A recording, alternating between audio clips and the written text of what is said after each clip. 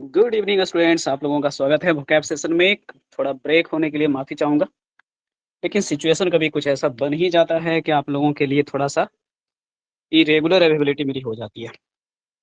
तो फिलहाल स्टूडेंट अब यहाँ से हम लोग आज कंटिन्यू हैं। तो देखिए, आज का वोकैब सेशन 14 के बाद 15वां सेशन आप लोग करने वाले हैं।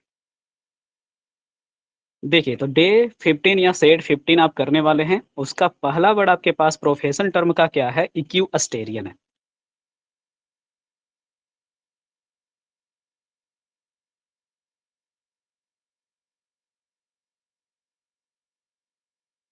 चलिए, तो आप लोगों को आइडिया होगा कि इक्विस्टेरियन कौन होता है? तो कहोगे सर थोड़ा बहुत तो आइडिया है सर, क्योंकि जो इक्वेस्टेरियन वर्ड है, इसका रिलेशन जो है वो घोड़े से होता है ना? इक्विस्ट का जो रिलेशन होता है वो घोड़ों से होता है। अगर आप नहीं जानते हैं तो डायरेक्ट रट्टा मार सकते हैं कि प्रोफेशनल हॉर्स राइडर को क्या कहते हैं? इक्विस्टेरियन कहते हैं। हिंदी नहीं करेंगे क्योंकि आपको पता है कि प्रोफेशन टर्म का हिंदी क्या करोगे आप? अब टीचर का हिंदी शिक्षक करके कोई फ़ायदा है क्या? तो ये वैसे ही है, इक्वेस्टेरियन का मतलब आपको याद रखना है कि प्रोफेशनल हॉर्स राइडर होता है। ऑप्शन में आपको जॉकी भी दिया रहेगा, लेकिन आप आंसर नहीं करेंगे, ठीक है ना? आपको जॉकी भी दिया रहेगा तो आंसर नहीं करेंगे। आप क्या करेंगे? इक्विस्टेरियन ही करेंगे, अगर ये डेफिनेशन आपको दिखता है तो।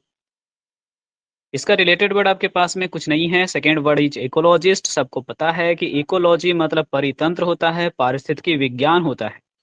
तो इकोलॉजिस्ट जो होंगे वो स्टडी करेंगे किसके बारे में? इकोलॉजी के बारे में। आप इसी को हिंदी में पर्यावरण क्या कह सकते हैं? पर्यावरणविद कह सकते हैं। विद का मतलब वैज्ञानिक टाइप के। तो पर्यावरण का अध्ययन करने वाले, इकोलॉजी का अध्ययन करने वाले लोग इकोलॉजिस्ट होते हैं। कोई भी इसमें भी खास कहानी सुनाना नहीं है। तीसरा वर्ड इकोनॉमिक्स। आपको पता ही है कि स्पेशलाइज करते हैं ये इकोनॉमिक्स की दुनिया में, कि अर्थव्यवस्था कैसी होगी किसी भी देश की, समाज की और राज्य की। तो इकोनॉमिस्ट यानी अर्थशास्त्री होते हैं। सबसे ताज़ा एग्जाम्पल में आप देख सकते हैं हमारे प्रधानमंत्री रह चुके Manmohan Singh. Next word is government. आपको ये पहले भी मैंने पढ़ा रखा है कि गवर्नमेंट हम उस व्यक्ति को कहते हैं जो कि किसी भी खाद्य विशेष में काफ़ी एक्सपर्ट होते हैं। यानी ये कह सकते हैं कि भोजन के एक्सपर्ट होते हैं। ये पाक वैज्ञानिक होते हैं। क्या होते हैं भाई? पाक विज्ञानी होते हैं। मतलब इनका इतना एक्सपीरियंस होता है खाना वगैरह का कि ये एक्सपर्ट आपको पता करके बता देते हैं कि ये जो सब्जी बनी है इसमें कौन-कौन से मसाले डाले गए हैं और कौन-सा मसाला कम पड़ा है, कौन-सा मसाला ज़्यादा पड़ा है। ये होते हैं government. Professional who is expert है ना, ऑफ कुकिंग और कन्वाइजर ऑफ फूड। तो सिर्फ कई बार डेफिनेशन आपको इतना ही रहेगा, कन्वाइजर ऑफ फूड। तो भी आंसर क्या देंगे? गवर्नमेंट देंगे। नेक्स्ट वर्ड इज टैनर है। स्टूडेंट आपको पता होना चाहिए कि tanning is the process of refining a skin. आपको टैनिंग से याद रखना है क्या? कि ये रिफाइनिंग प्रोसेस होता है स्किन का, कि कोई भी स्किन जो सड़ जा सकता है उसको हम परिशुद्ध करके कैसे बचा करके रखें लंबे समय तक, उस प्रक्रिया को टैनिंग कहते हैं। और जो टैनिंग का काम करते हैं उन प्रोफेशनल को टैनर कहते हैं। यानी चमड़े को परिरक्षित करके रखने वाले लोग होते हैं। Professional who removes the skin of dead animals and preserve them. Preserve it ही करते हैं, है ना? स्किन है तो ये आपको वास्तव में जानवर के, एनिमल के जो स्किन है उसके टैनिंग प्रोसेस का अध्ययन करने वाले लोग होते हैं।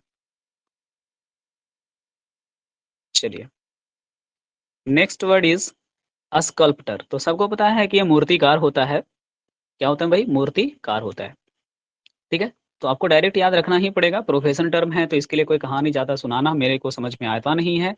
बेहतर होगा कि हम लोग इसे रिवीजन करके बार बार याद रखें। तो professional who makes idol is known as sculptor. ठीक है, तो जो मूर्तियों को बनाने वाले होते हैं वो स्कल्प्टर होते हैं।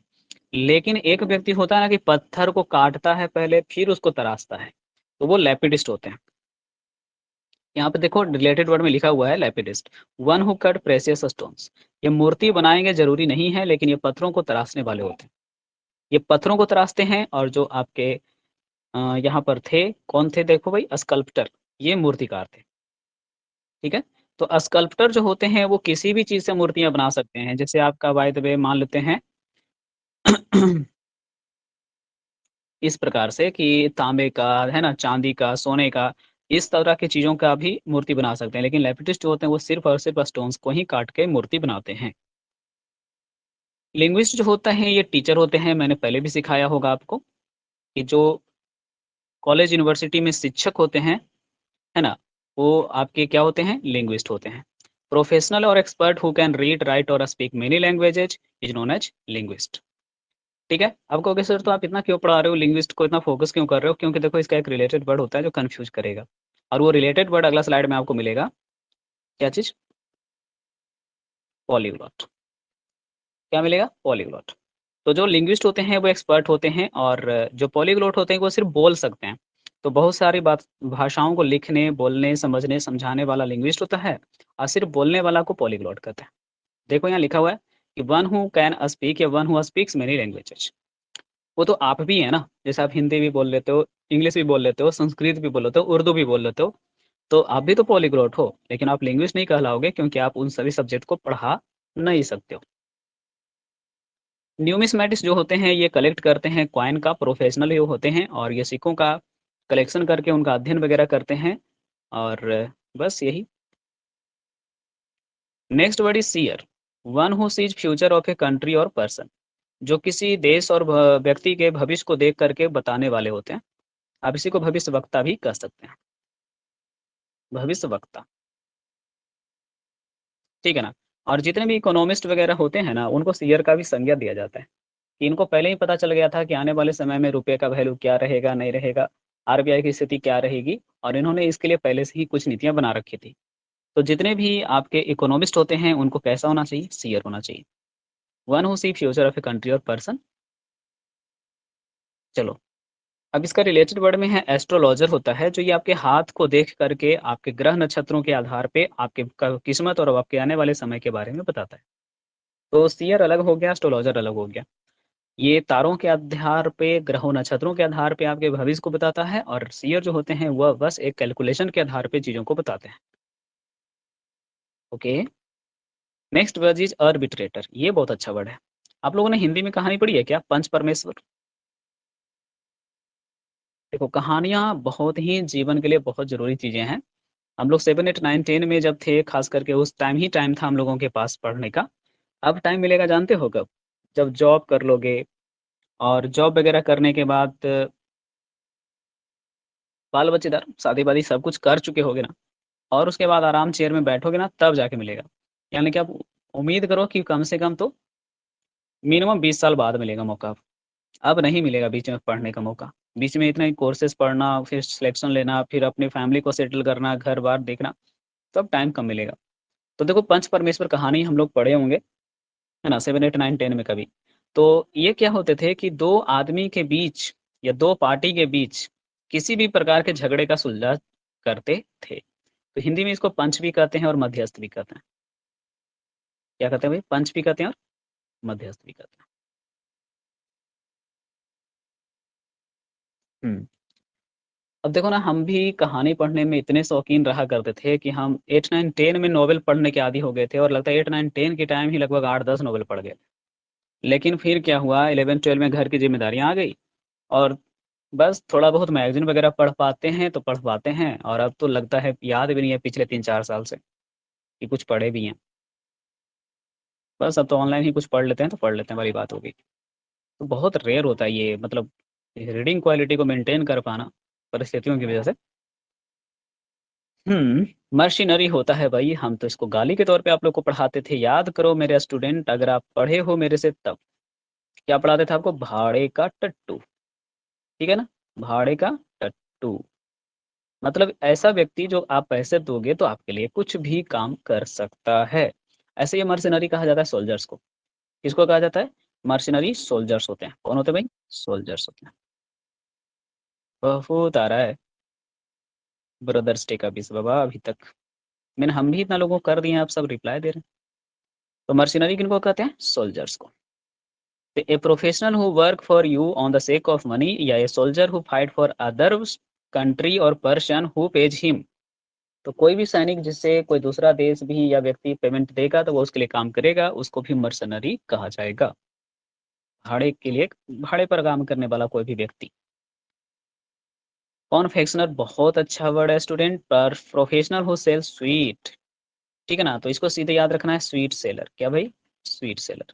तो आज से जब मिठाई लेने जाइएगा तो उनको याद करके बोलिएगा कि अरे यार सर ने पढ़ाया था स्वीट सेलर यानी हलवाई तो हिंदी होता है बाबा, इंग्लिश क्या होता है? कॉन्फेक्शनर होता है ना? कॉन्फेक्शनर यानी हलवाई।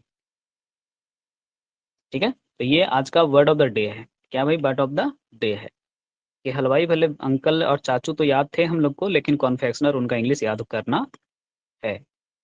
कैप्टर वो होता है जो कैच करता है, खास करके प्रोफेशनली। जैसे डिटेक्टिव होता है ना, तो डिटेक्टिव का काम है कि केस को वो सोल्व करता है, और कैप्टर का काम होता है वो सिर्फ चोर को पकड़ के लाके पुलिस को दे देता है, और पुलिस जो है उसको कुछ पैसे उसके एवज में देती है।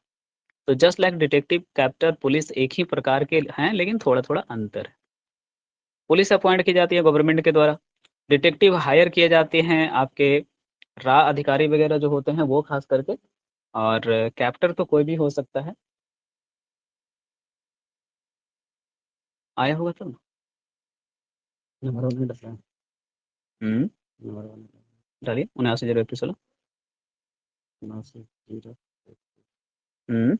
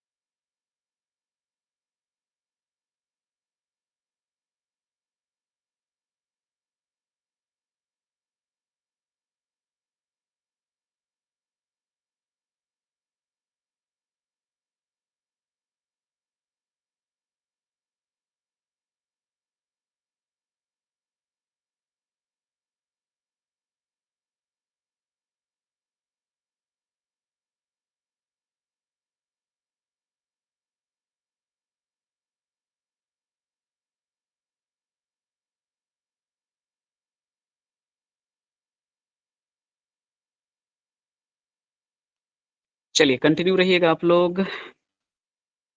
देखिए क्या क्या हो गया। हाँ, तो ये था आपका कैप्टर, ठीक है ना। तो कैप्टर का मतलब मैंने आपको समझाया कि ये डिटेक्टिव की तरह होते हैं, और ये आपके लिए क्या करते हैं, चोर वगैरह को पकड़ कर लाकर देते हैं। आइए आगे चलते हैं। 14 में है एंथ्रोपोलॉजिस्ट होता है स्टूडेंट वो आदमी जो मानव के बारे में अध्ययन करता है। तो जो स्टूडेंट फर्स्ट वाला सेशन 2-3 को किए होंगे, या पहला ही सेशन किए होंगे इंट्रोडक्टरी वाला, उसमें मैंने पढ़ाया था कि एंथ्रोप का मतलब क्या होता है, मानव होता है, और लॉजिस्ट मतलब अध्ययन करना। तो one who studies about human science या ह्यूमन बींग्स, मानव विज्ञानी हिंदी होगा। अब देखो ऑप्शन में दो गो रिलेटेड वर्ड दिया है, इथनोलॉजिस्ट और आर्कियोलॉजिस्ट। इथनोलॉजिस्ट होता है जो ह्यूमन कल्चर के बारे में अध्ययन करता है, आर्कियोलॉजिस्ट जो होते हैं वो ह्यूमन हिस्ट्री का अध्ययन करते हैं। याद रह जाएगा। चलिए कमेंट करिए, कल्चर के बारे में कौन अध्ययन करता है, सुन रहे हैं तो जल्दी से बोलिए। नहीं बोलिएगा तो हम ही लिख देते हैं इथनोलॉजिस्ट, है ना। और जो आपके हिस्ट्री को बताते हैं कि कैसा रहा था मानव का इतिहास, ये कौन होते हैं, आर्कियोलॉजिस्ट होते हैं। ठीक है ना, आर्कियोलॉजिस्ट का स्पेलिंग ध्यान रखिएगा।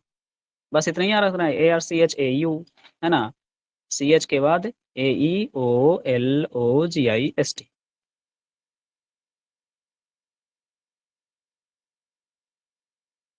अब ये दोनों क्यों यहाँ पर लिखे गए हैं भाई? हम्म। चलो कोई ना, आ ही गया है तो बताओ। मेक आउट का मतलब याद है? सुलझाना। क्यों पता नहीं भैया यहाँ स्लाइड कैसे रख दिया। तो मेक आउट का उल्टा पूछ रहा है, तो सुलझाने का उल्टा होगा लड़ जाना, तो क्वायरल भी दे सकते हैं, फॉल आउट भी कर सकते हैं। सेटल मतलब फिर से क्या होता है, सुलझाना, तो क्वायरल भी दे सकते हैं, फॉल आउट भी दे सकते हैं। चलिए अब आ गया बीच में, तो आ गया, अब रहने दीजिए, है ना। हाँ, ये एक्चुअल में था ना क्या कि एंटोसाइनो का स्लाइड था नहीं, इसमें जितने भी प्रोफेशन टर्म होते हैं उसमें एंटोसाइनो क्या पढ़ाएंगे आपको, तो शायद इसी वजह से वो दो वर्ड्स रखा गया होगा, ये मेक वाला जो आगे पढ़ोगे उससे। तो ईडियम्स में आ जाओ, सबसे पहला है मेक बोथ एंड्स मीट। इसका हिंदी होता है किसी तरह गुजारा करना। किसी तरह क्या करना? गुजारा करना। ऐसे तो मैं इसको पढ़ाता था तो बोलता था कि 2 वक़्त की रोटी कमाना। क्या करना?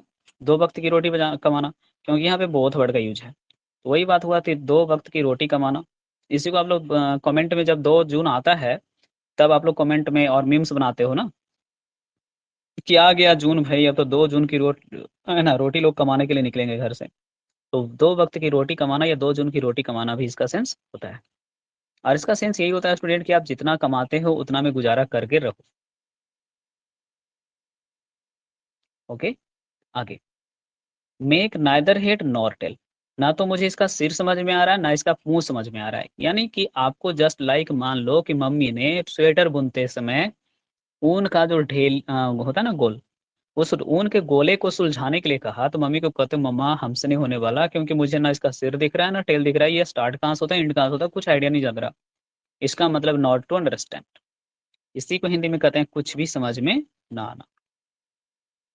ठीक है ना? कुछ भी समझ में ना आना।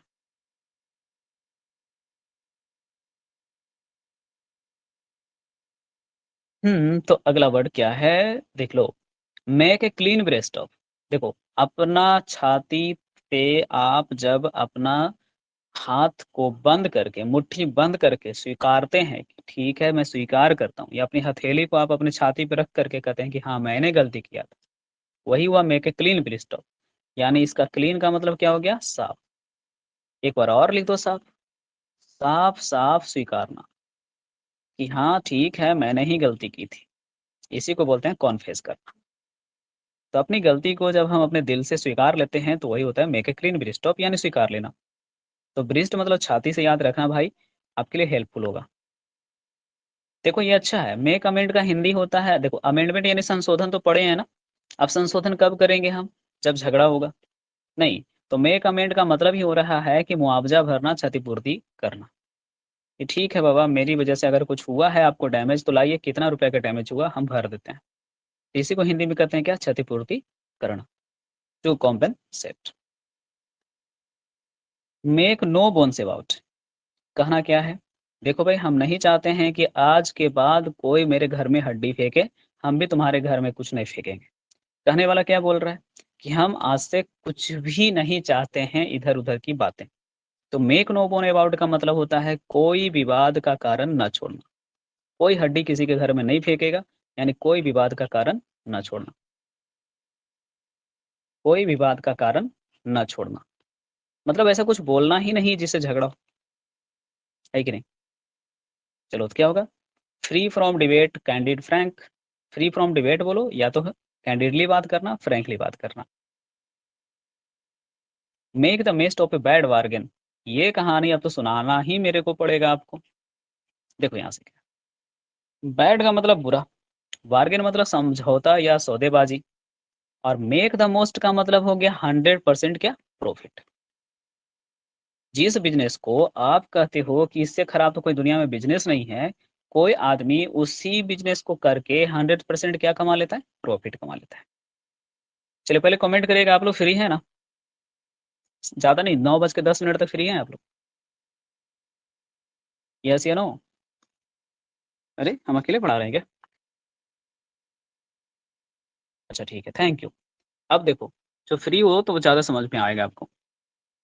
मैंने कहा कि देखिए हम लोग अपने घर में चूहे की दवाई डालते हैं, है ना? चूहा मर जाता है, फिर उसको ढूँढते हैं, फिर उसे घर से बाहर फेंक देते हैं। क्या सोच के फेंक दिए? क्योंकि क्या सोचना है यार, वो तो कचरा समझ में आया, हमने फेंक दिया उसको। या चूहा का दवाई नहीं भी दिए थे, ऐसे भी मर गया बेचारा, तो भी फेंक देंगे। अब होता क्या है, गली में आप एक आदमी के आगे वो चूहा गिरता है, वो उस चूहे को उठा कर के देख रहा है। अचानक से उधर आपके गाँव के कोई सेठ आदमी हैं जो बिल्ली पाले हुए हैं, वो गुज़रते हैं। अब उनकी बिल्ली उछलना शुरू करती है, चूहा चाहिए, चूहा चाहिए। अब सेठ थोड़ा घमंड दिखाएगा पैसे का, पॉकेट में हाथ डालता है, लड़के से पूछता है, "कितना रुपया में दोगे?" आज के हिसाब से सोच लो, लड़का बोलता है, मन में पहले बोलता है, "अरे यार! मरा हुआ चूहा का पैसा मिलेगा?" तो वो मन में बोलता है कि कितना माँग लें सेठ से, अरे 20-30 रुपया का तो आजकल कुछ होता भी नहीं है। चलो ठीक है यार, ज़्यादा नहीं 30 रुपया माँग। अब वो लड़का 30 रुपया माँगता है। सेठ भी कुछ नहीं बार्गेनिंग करता है, वो चुपचाप 30 रुपया उसको दे देता है। लो, इससे खराब कोई बार्गेनिंग होगा? मतलब आप तो सोच रहे थे कि मतलब मरे हुए चूहे का कोई वैल्यू आएगा? अब उसको 30 रुपया मिलता है। बेचारा वो सोचता है कि चलते हैं अब बिंजो टेढ़े-मेढ़े खाने, है ना? बिंजो टेढ़े-मेढ़े खाने। मतलब आज की कहानी है तब। अब क्या होता है कि वो खरीद करके खाने ही जा रहा होता है कि सोचता है कि अरे यार ये सब कौन खाता है? इतना गर्मी है, चलो ना आज थोड़ा सत्तू खरीदते हैं या सत्तू पिएँगे, बहुत दिन हो गया है। मान लो तब बहुत गरीब बच्चा था वो। अब वो सत्तू घोर करके पीने के लिए बैठता है पेड़ का छाँव में और उधर से किसान आ रहा है। अब किसान उधर से आ रहा है सब्ज़ी वग़ैरह लेके अपना, या मान लो कि धान का समय है तो धान लेके आ रहा है। गेहूँ में तो गेहूँ लेके आ रहा है। अब धान का सीज़न था बाय द वे, तो धान लेके आ रहा था। अब वो आदमी पूछता है कि भैया ये सत्तू हमको भी पिलाओगे 1 गिलास? तो बोलता है ठीक है 2 आटी दे दीजिए, पी लीजिए। अब वो समझ जाता है कि 2 आटे में सब लोग पी लेते हैं 1 गिलास सत्तू मेरा, तो चलो यार हम क्यों ना सारे किसान के लिए सत्तू ही बेचना शुरू करते हैं। अब वो सब आदमी को सत्तू बेचना शुरू करता है और सबसे 2-2 आटी लेते जाता है।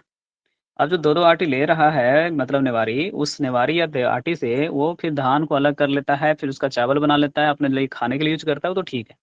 लेकिन ये आपका जो नेवारी बच गया, आटी बच गया, पुआल बच गया, उसका करता क्या है? तो वो ऐसे ही एक जगह मतलब रखे चल जाता अपना छोटा-मोटा टूटा-फूटा घर में। मान लो 1 डेढ़ महीने बाद, 2 महीने बाद, ढाई महीने बाद बरसात के टाइम या आस-पास एक बहुत बड़ा घोड़े का व्यापारी गुज़रता है। अब उसको चाहिए चारा अपने घोड़े के लिए। उस गाँव में जितना किसान था सब अपना सीज़न में ही नेवारी बेच दिया था। अब ये आदमी देखता है कि इससे बढ़िया मौका नहीं मिलेगा। अब वो आदमी जा कर के क्या करता है, उस किसान सॉरी साहूकार से या जो भी था, सौदागर था, बिज़नेसमैन था, उससे बात करता है कि आपको कितना चाहिए? आपके घोड़ों के लिए सारा चारा हम दे देंगे। तो बोला कि ठीक है भाई, हम तो सफ़र में हैं, अभी घोड़ा बेचेंगे तब ना आपको पैसा देंगे। तो ये कहता है ऐसा करिए ना कि आप अपना हमको 3 गो घोड़ा ही दे दीजिए, हम आपको आपके 50 घोड़े का खाना दे देंगे। तो भी मान जाता है बाय द वे। आप सोच लो यार, ये 3 घोड़ा खरीदेगा, फिर वो 3 घोड़ों से कितना घोड़ा खरीदेगा? ये कहानी थी। Make the most of a bad bargain. मतलब कि जो होशियार आदमी होते हैं ना, वो टाइम को यूज़ करते हैं। क्या करते हैं? टाइम को यूटिलाइज़ करते हैं और धनी बन जाते हैं। नहीं बोलते हैं अपना टाइम आएगा, तो ये एक्चुअल में है कि अपने टाइम को देख कर के फ़ायदा उठाना और बिज़नेस में मुनाफ़ा कमाना। चलो कहानी कैसी लगी आप लोग को? सो तो नहीं गए कोई? अब कहेंगे इतना जल्दी कैसे सो जाएँगे? कहानी सो के कोई सोता है? हुँ, तो ये कहानी इसको साबित करने के लिए बहुत अच्छी है। Make the most of a bad bargain कि जब कभी आपको लगे लाइफ़ में कोई खराब काम कर रहे हैं, तो सोच लेना यार इसका कोई ना कोई आउटपुट अच्छा होगा। आगे आ जाओ student, make up one's mind, सबको पता है, तय कर लेना, डिसाइड कर लेना, है ना? तो इसमें क्या है, ये तो कहावत नहीं कह के, इडियम्स नहीं कह के स्पोकन है ना? मेक लाइट ऑफ, हल्के में लेना, लाइट मतलब हल्का, और ऑफ मतलब उतना नहीं आपने गौर किया, आप बंद करके चले गए, तो मेक लाइट ऑफ का हिंदी होता है हल्के में लेना। आप जब हिंदी कर रहे हो हल्के में लेना, तो इंग्लिश आपके पास में होने वाला है नॉट टू केयर। आप इसी को आजकल स्पोकन में कर रहे हो, हू केयर्स? क्या बोलते हो आजकल यार? हू केयर्स, वो भी सही है। मेक वन्स डे, ये अच्छा है। मतलब कर रहा है ना, आज का दिन तो भाई मेरे नाम होना चाहिए, है ना? तो क्या करना, दिन अपने नाम करना लिखते हैं, हटाओ यार इसको, है ना? मेक वन्स डे का मतलब होता है दिन अपने नाम करना, दिन अपने नाम करना। मतलब कुछ ऐसा करना लाइफ में जिससे क्या हो, वो दिन आपको याद रह जाए। अब देखिए ना, हमारे फैमिली में कल फूफा जी का देहांत हुआ है। काफ़ी माहौल तो हो ही जाता है सीरियस टाइप का, हो ही गया था, और हम लोग अब प्रोफेशनल आदमी हैं तो सब चीज़ को दरकिनार करके तुरंत हैंडल करना, एडजस्ट करना और लोगों से मिलना-जुलना, क्लासेस लेना सब पड़ता ही है। और प्लस क्या हुआ कि आज एक छोटा बच्चा पैदा हुआ। थोड़ा-सा माहौल अच्छा हुआ घर में, कि एक दुःख के माहौल के बीच एक खुशी का माहौल है, और इत्तेफ़ाक से हमारा रिलेशन में दूर-दराज़ से भाई लग जाता है। तो चलो ब्रदर्स डे मेमोरेबल हो गया थोड़ा-सा सबके लिए, कि अब हर साल ब्रदर्स डे सेलिब्रेट करेंगे। प्लस क्या है, सिस्टर लोग गिफ्ट वगैरह खरीद के रखे हुए हैं 1 सप्ताह पहले से ब्रदर्स डे के लिए। अब वो भी आज कह रही थी केक लाइए, काटिए, ये करिए, वो करिए। माहौल थोड़ा उतना अच्छा था नहीं, लेकिन फिर भी लाना पड़ा। छोटे-छोटे बच्चे हैं, उनका भी शौक पूरा करना पड़ जाता है। तो वही हुआ कि दिन अपने नाम आज का रहा भाई, ब्रदर्स डे यानी भाइयों के नाम रहा। आज हम भी काफ़ी लोगों को विश किए। ओके, तो set memory give some great pleasure, कुछ अच्छा यादगार पल एन्जॉय करना मेक पंच डे होता है। मेक ए फेस तो याद होना चाहिए, चेहरा बनाना। क्या करना? चेहरा बनाना।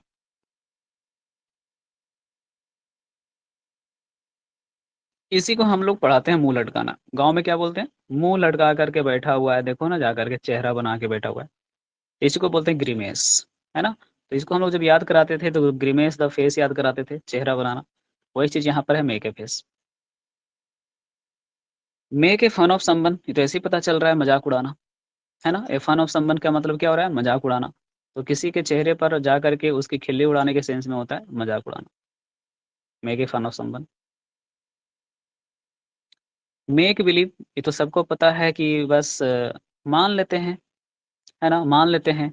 मतलब सामने वाला जो है ना वो सही से समझ नहीं रहा है, लेकिन वो कह दिया हाँ, हाँ, हाँ, समझ गए। तो इसी को बोलते हैं कि बस बहाना करना या टाल देना। बहाना करना या टाल देना कि हाँ, हम समझ गए, जबकि वो समझता नहीं है। तो इतने सारे अगर आप लोग देख के डर रहे हो तो मैं कहूँगा पहला 5 ज़्यादा इम्पोर्टेंट है, उसके बाद सिर्फ़ आपको आइडिया देने के लिए था। मेक बुक का मतलब रहा है set money on a bet, race और कॉन्टेस्ट। तो मेक बुक का मतलब बुक करना। मेक बुक मतलब क्या करना? बुक करना। कि ऐसा करो कि आज का जो टीम है उसमें मेरा भी पैसा लगा दो। तो मतलब मेरा भी 1 सेट बुक कर दो। तो बाजी लगाना, रेस या कॉन्टेस्ट में पैसे लगाना इस सेंस में यूज़ होता है मेक बुक, बाजी लगाना, है ना? पैसे लगाना। चलो फाइनली हम लोग इडियम्स की श्रेणी से बाहर आ गए हैं और फ्रेजल वर्ब में एंट्री कर चुके हैं और ये आज बच्चा जो है वो फ्रेज पढ़ने वाला है मेक से रिलेटेड। चलिए अब आते हैं सबसे पहला फ्रेज। मेकअप बंच माइंड का हिंदी होता है क्या कर लेना? तय कर लेना। ये ऑलरेडी हम इडियम्स में पढ़ा चुके हैं। तय करना यानी क्या करना? डिसाइड करना। मेक ओवर, हाँ ये अच्छा है। बिल्डिंग वगैरह का मतलब हुआ कि आप मरम्मत कार से गुजर रहे हैं अपने घर में, उस सेंस में। ठीक है, मरम्मत कराना। तो मेक ओवर कराना का मतलब मरम्मत कराना। मेक आउट का मतलब होता है झगड़े को सुलझाना। मेक मतलब बनाना है ना, आउट का मतलब घर के बाहर आकर के। मतलब कोई व्यक्ति ने आपके दरवाजे को तोड़ दिया और आप बाहर आकर के उस दरवाजे को बना लिए और बोले भैया हमको लड़ना नहीं आपसे है, चलिए मेरा मैटर हो गया क्लियर। तो मेक आउट का मतलब सुलझाना होता है, मामले को राहत देने के सेंस में। ये आप याद रखना, ये आपका फ्रेज ऑफ द डे है। ये सबसे टफ होता है मेक में। मेक ऑफ का मतलब होता है चोर के लिए यूज होता है, रन अवे, फ्ली और एस्केप। ये एक साथ होना चाहिए था, एस्केप टाइपिंग मिस्टेक है। और ये डेफिनेशन में आना चाहिए था, इसका ऑब्जेक्ट में नहीं। ऑब्जेक्ट में होना चाहिए था क्या? थी। तो मेक ऑफ का यूज होता है जब चोर बच निकलता है तब। तो रन अवे हो गया, फ्ली हो गया, एस्केप हो गया, है ना? तो मेक ऑफ का मतलब होता है बच निकलना।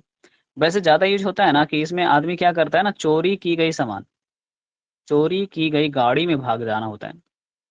पूरा हिंदी ये होता है एक्चुअल में, कि अगर चोर ने आपके घर में चोरी किया और आप ही के घर की गाड़ी भी चुरा के ले गया, तो उस सेंस में मेक ऑफ का यूज़ होता है। ऐसे हम लोग जानते हैं कि रन अवे ही यूज़ होता है, फ्ली ही यूज़ होता है। मेकअप विथ का मतलब तो यही हुआ कि भाई मान लेते हैं, ये भी डेफिनिशन यहाँ होना चाहिए था, ये मेकअप विथ का ऑब्जेक्ट यहाँ पे नहीं है। मेकअप विथ का मतलब हो जाता है संबंध ही लिखो। मेकअप विथ का मतलब हो गया क्या? संबंध। तो मेकअप विथ का मतलब हो जाता है क्या करना? मैनेज कर लेना, मतलब कि रह लेना।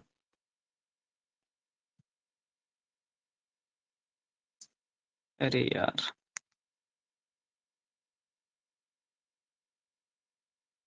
Sorry student. हाँ, क्या करना? रह लेना। अगला आपके पास में और है क्या? नहीं है। तो चलो स्टूडेंट बताओ आज का वर्ड ऑफ द डे क्या सीखे थे? हलवाई वाले अंकल को क्या कहते थे? कमेंट सेक्शन आपका जल्दी से कमेंट करो।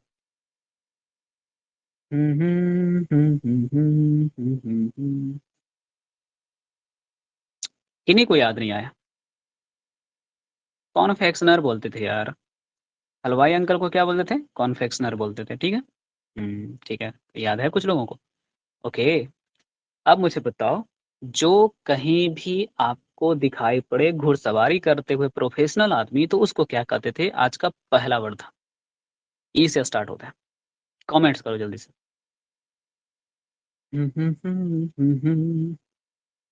नहीं याद आया? अच्छा, टाइप कर रहे हो? इक्यूएस्ट्रियन, वाह वाह वाह वाह, सही बात है। ठीक है ना, क्या बोलते हैं? इक्यूएस्ट्रियन, EQUESTRIAN।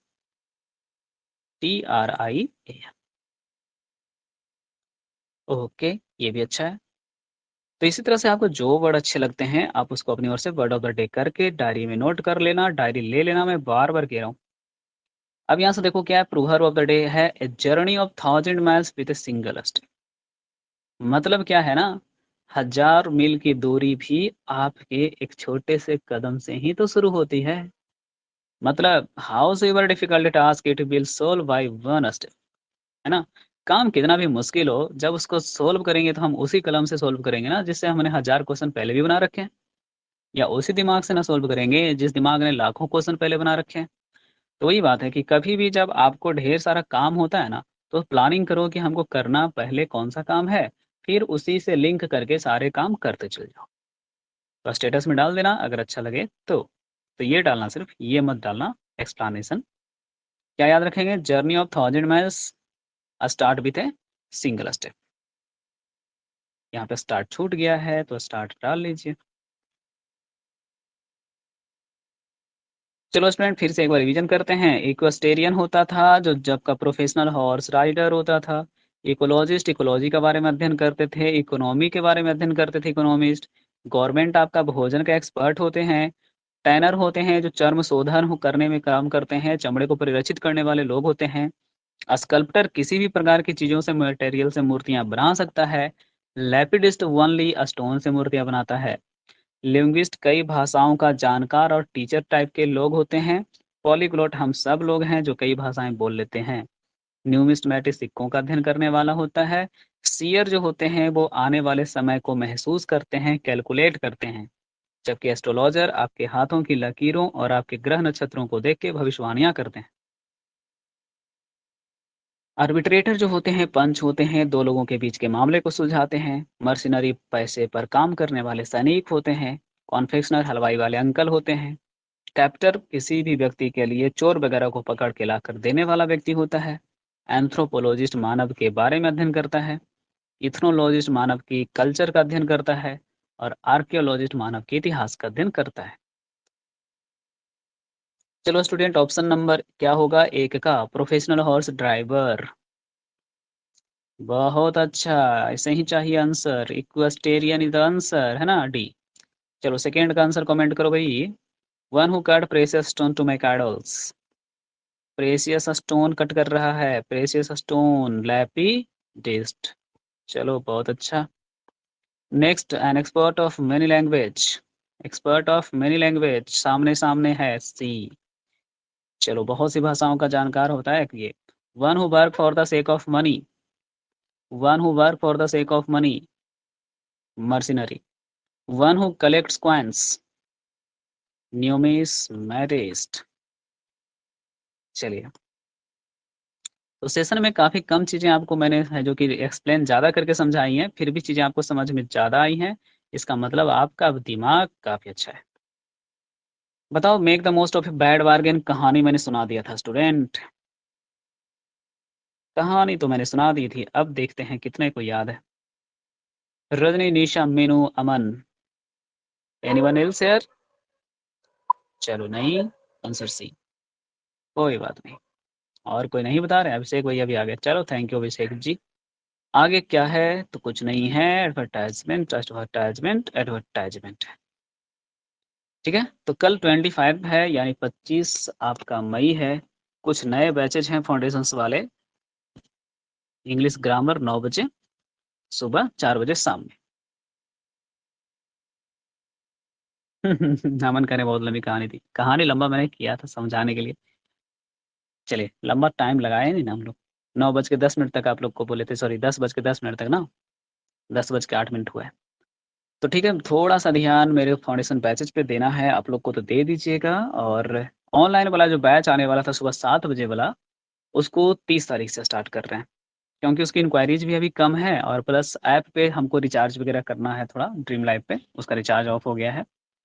तो रिचार्ज वगैरह करने के बाद उस पे कुछ टेस्ट वगैरह पहले से हम करके देख लेंगे, क्योंकि उस पे का मुझे एक्सपीरियंस अभी नहीं है।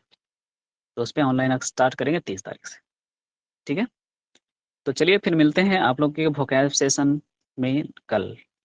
तब तक के लिए bye bye, good night and happy happy happy happy brothers day to all of you for your brothers. और चलो लड़कियां अगर सुन रही हैं तो कंजूसी ना करें, ठीक है? अपने भाई को कम से कम कुछ तो गिफ्ट करें। हम्म। पढ़ने लिखने वाले हैं तो पढ़ने और लिखने वाले चीजें रख दीजिए, है ना? खाने पीने के बेचारा शौकीन है मेरी तरह, तो चॉकलेट्स वगैरह दे सकती हैं। और भाई भाई को गिफ्ट नहीं देगा, भाई भाई भाई को गिफ्ट नहीं देगा। बहन लोग से लोग, ठीक है? ये लोग बहुत कंजूस होते हैं, हम लोग को चिढ़ाते रहते हैं। चलिए ठीक है, फाइनली गुड नाइट।